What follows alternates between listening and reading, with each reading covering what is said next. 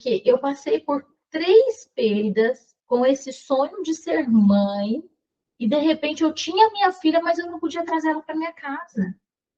Então, o Isaac não tinha nem um mês quando eu iniciei essa jornada dentro do desenvolvimento humano. Fiz a minha primeira formação como analista corporal. Para vocês entenderem todo esse contexto, vou contar para vocês como que a Sara chegou aqui. Essa sou eu, com uns 8 anos de idade, mais ou menos, 7, 8 anos de idade. E eu, gente, era aquela menina que ia nas festas e cuidava dos bebezinhos que tinham lá. Sempre sonhei em ser mãe. Sabe aquele instinto materno de cuidar e tudo? Eu sempre tive isso muito, muito aflorado. Eu era aquela mocinha de 12, 13 anos que cuidava dos bebês todos da festa, né? E eu curtia muito aquilo ali. O meu sonho sempre foi ser mãe e ter a minha família. E então, gente, demorei um pouquinho para casar, porque a vida me levou para um curso onde eu foquei muito na minha vida profissional.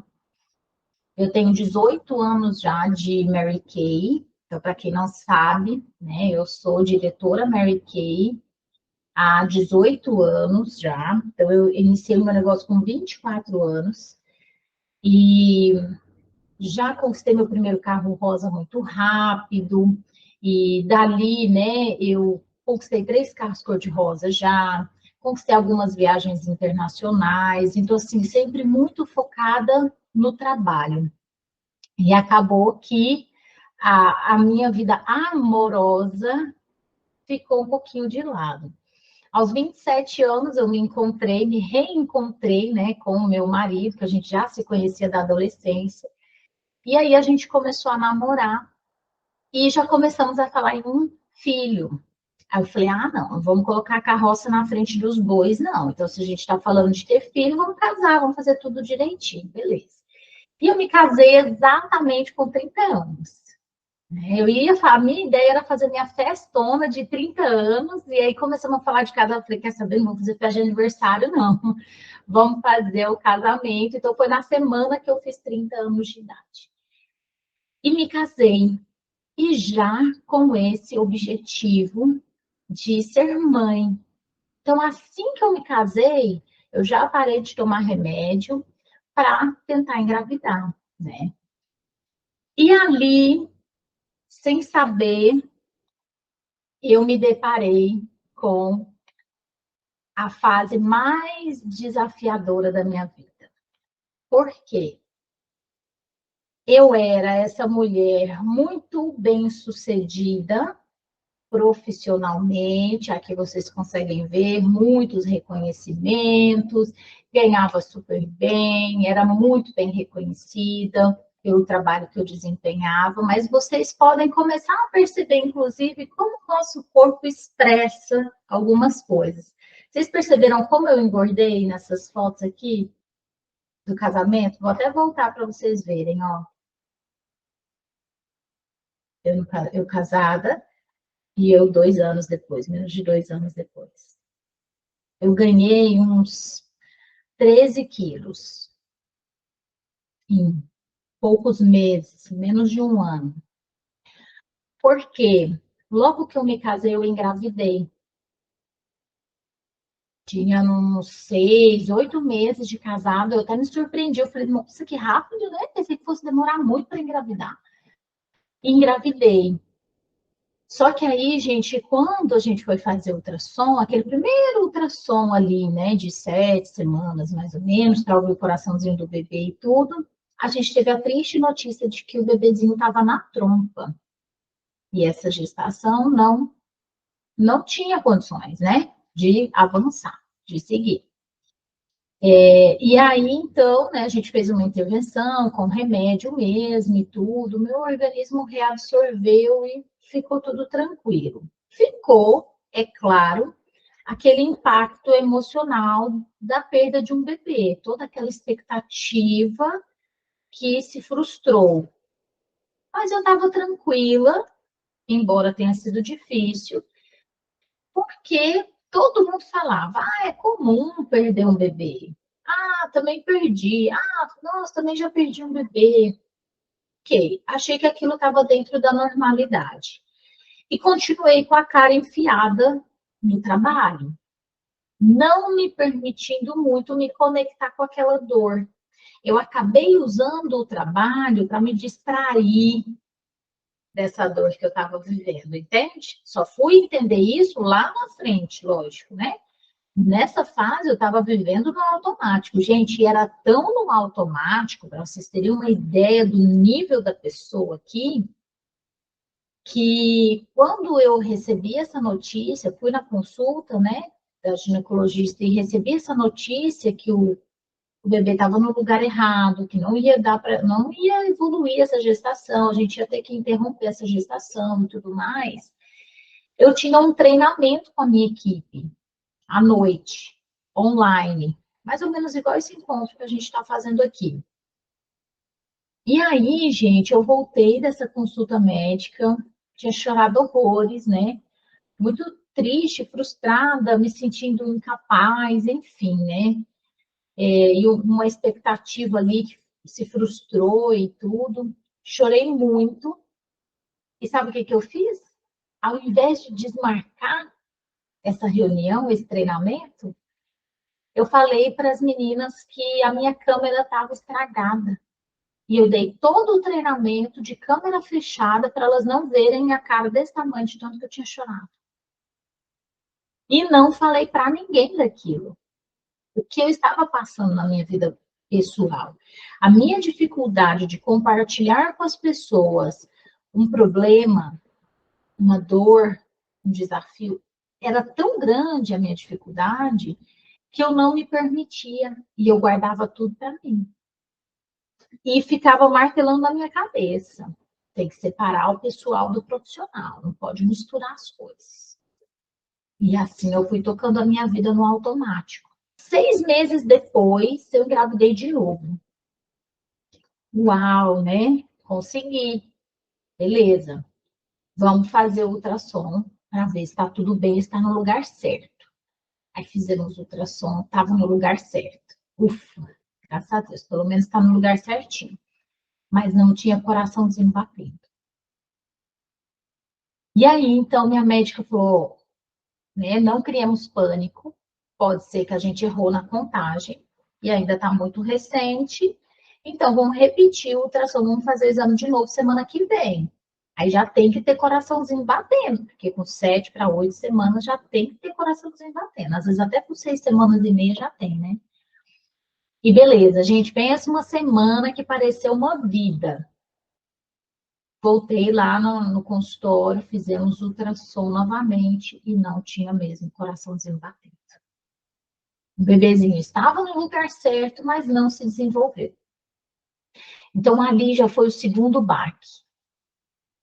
E ainda sem entender muito das coisas, eu só me questionava o que que Deus quer me ensinar com isso. Em momento algum eu pensava assim, por que comigo? Sou injustiçada. Não, eu só pensava, o que que Deus queria mostrar para mim com tudo aquilo?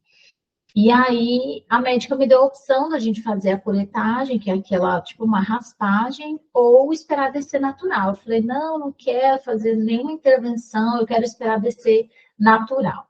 Gente, ela me deu prazo de 30 dias. Tipo assim, com 28, 29 dias, no limite do limite, é que desceu, sabe? Aí eu menstruei, eu vi o embriãozinho, tudo. Fiquei uns 15 dias menstruada, tudo, beleza.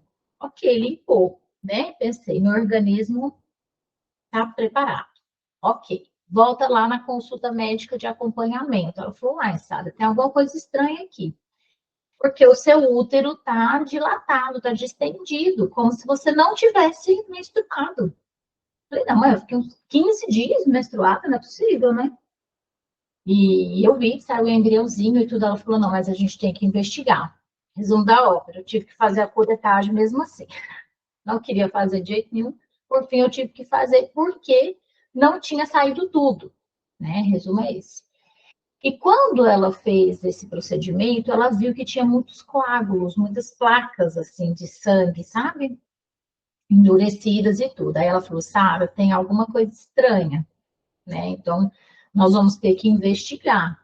Protocolo médico é investigar depois do terceiro aborto, mas é o segundo aborto, e eu tô vendo aqui que tem algo errado, nós já vamos começar a investigar agora. Beleza. Me revirou do avesso de tanto exame, fiz uma pancada de exames, e aí ela identificou um tipo de trombose que engrossa o sangue quando a mulher está grávida.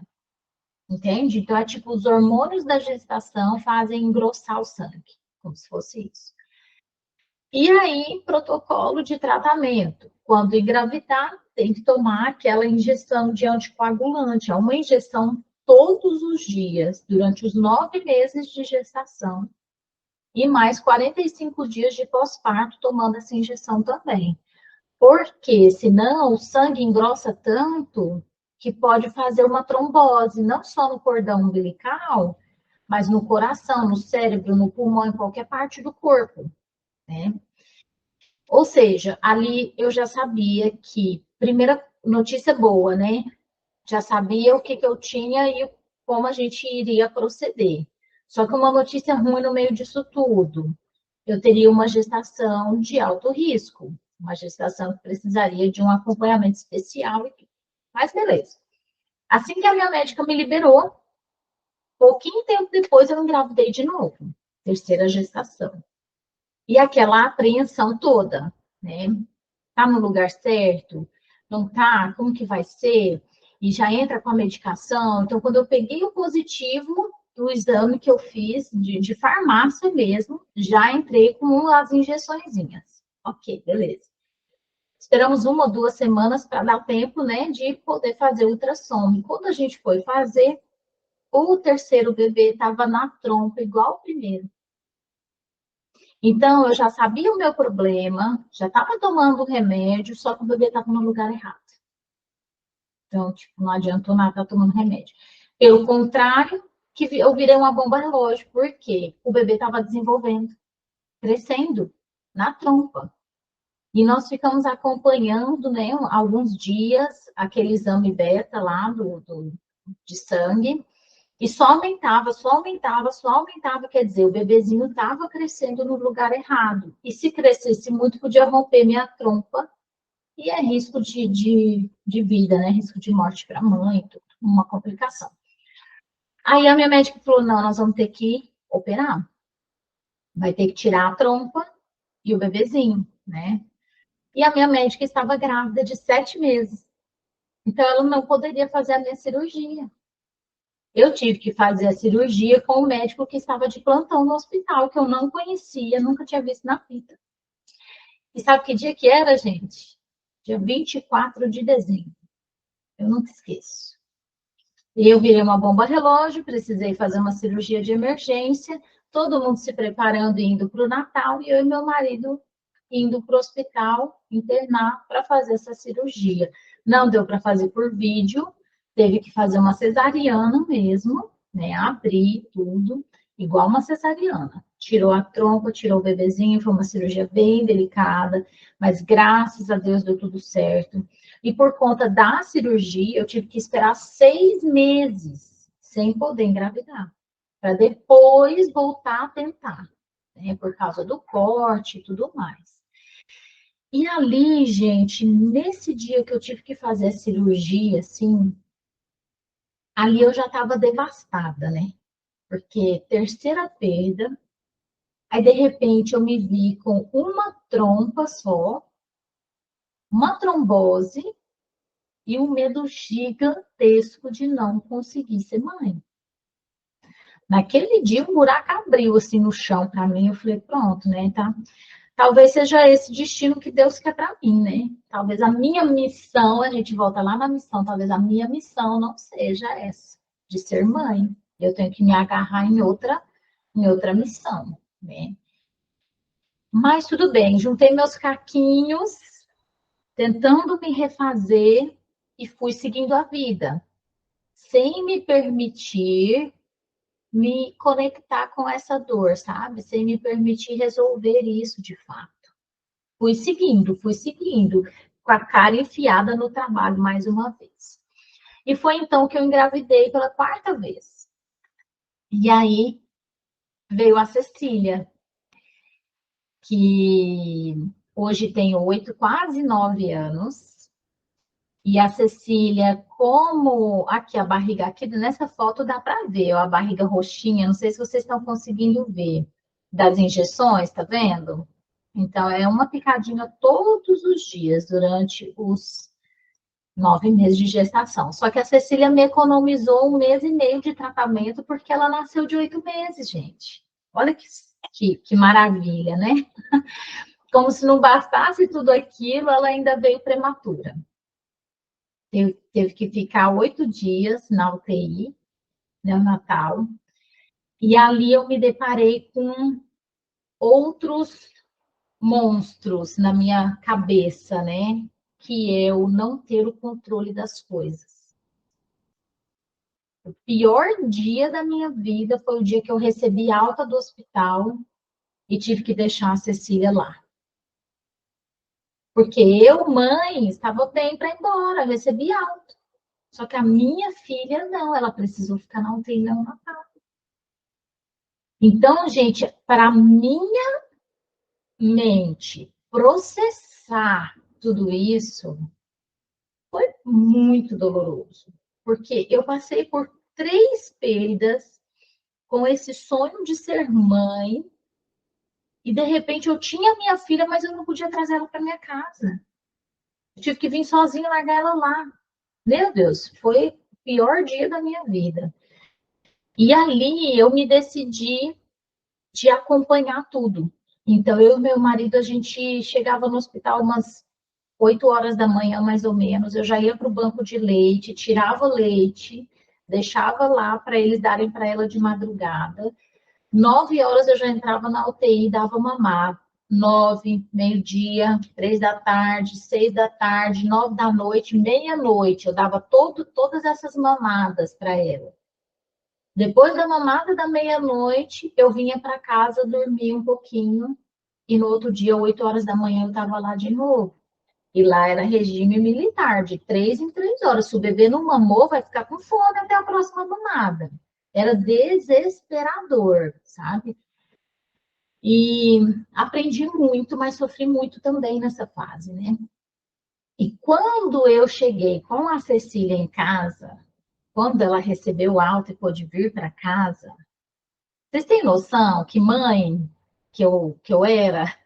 Vocês conseguem calcular? Gente, eu pirei.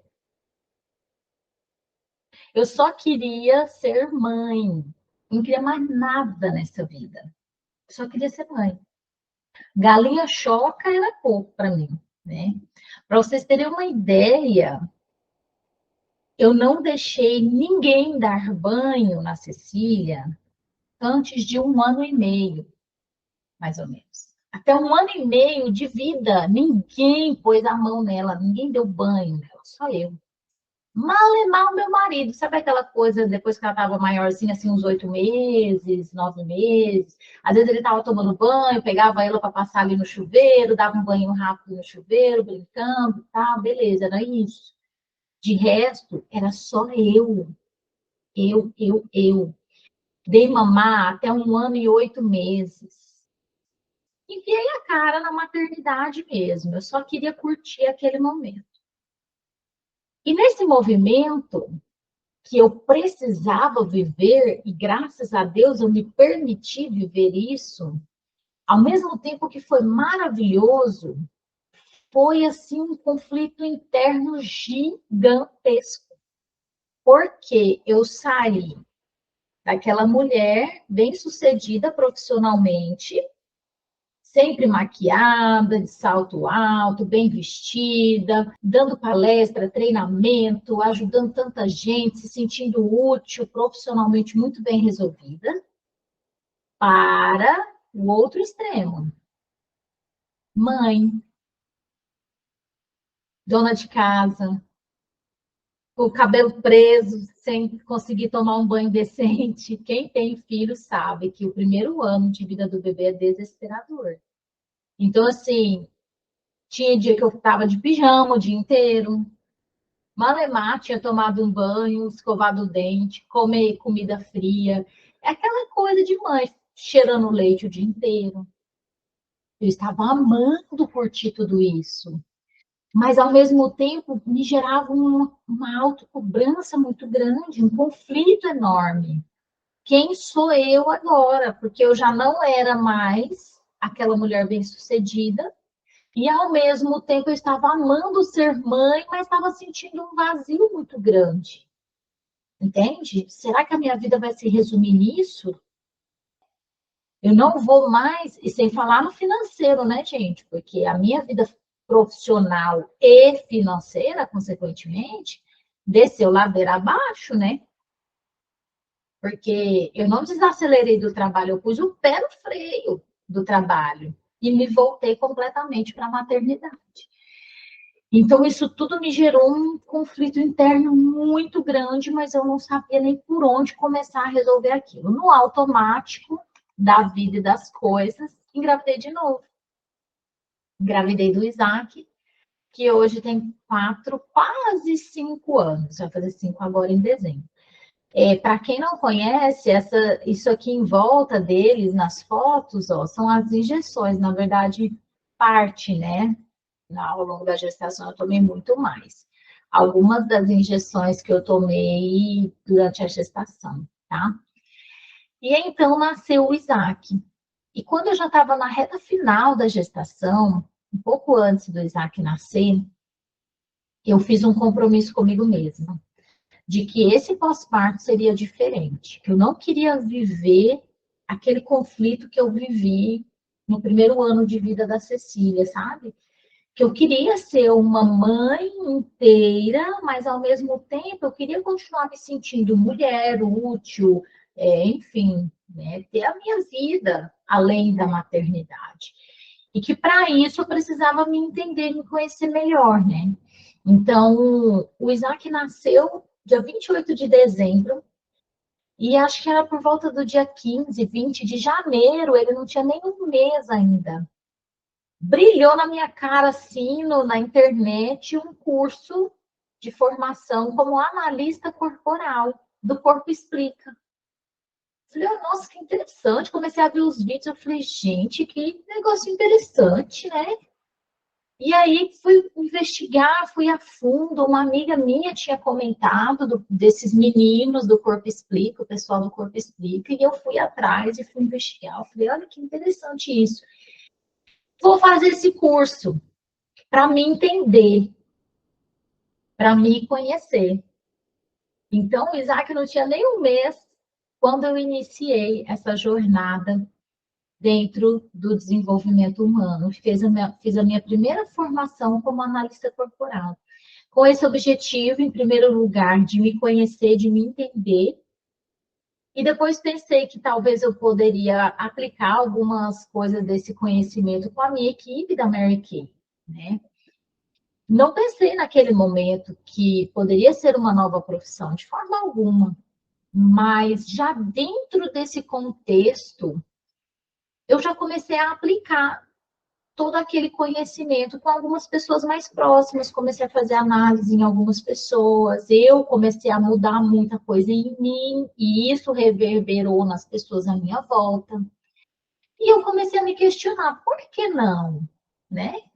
Por que não tocar em paralelo essa profissão, né, de analista corporal junto com a Mary Kay? Me traz total flexibilidade de horários também, né? Para poder conciliar com a maternidade e tudo. E foi então que eu decidi mergulhar nesse universo do desenvolvimento humano, sempre conciliando a maternidade com a minha vida profissional.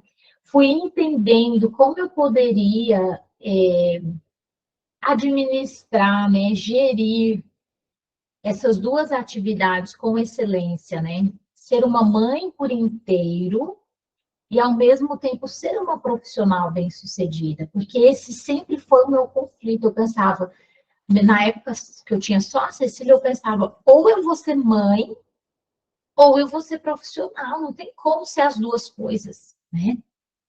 Mas quando eu fui curando algumas feridas emocionais que eu carregava, o fardo foi ficando muito mais leve. E eu comecei a entender que sim, é possível conciliar a vida profissional e a maternidade com leveza. E foi quando eu desenhei toda essa estrutura do método Resgate Sua Essência, onde eu trago essa mensagem. Uma mulher curada cura gerações. Eu sei que eu me libertei de muita coisa que eu trazia da minha mãe ao longo do dia de hoje. Vocês vão entendendo um pouco mais da minha história de vida como criança e por que era tão importante para mim ter uma vida profissional bem-sucedida, sabe?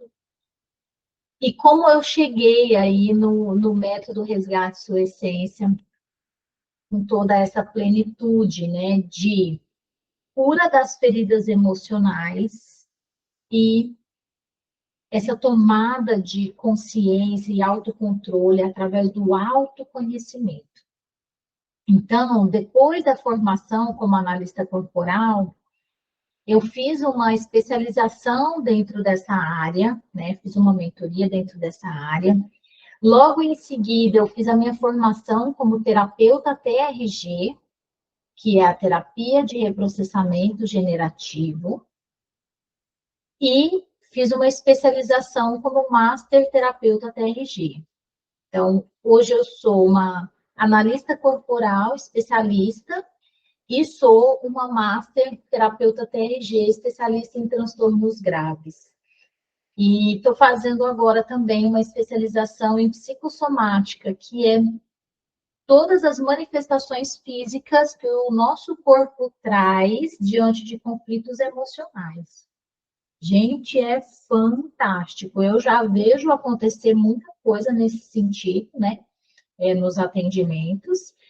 Ontem mesmo, uma cliente que eu atendi ontem, ela estava com um talo, assim, um nó na garganta, um negócio, parecia um negócio atravessado na garganta. Então, é nesse nível, tá? De sensação física, mas ela está entalada aqui. E aí, reprocessando tudo aquilo, aliviou, porque a gente encontrou a raiz emocional desse entalamento.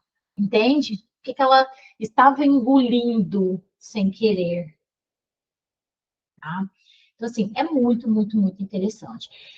E foi então, diante dessas duas formações, né, da TRG e da análise corporal, que eu desenvolvi o método Resgate Sua Essência, alinhando o autoconhecimento com a cura emocional profunda a nível de inconsciente.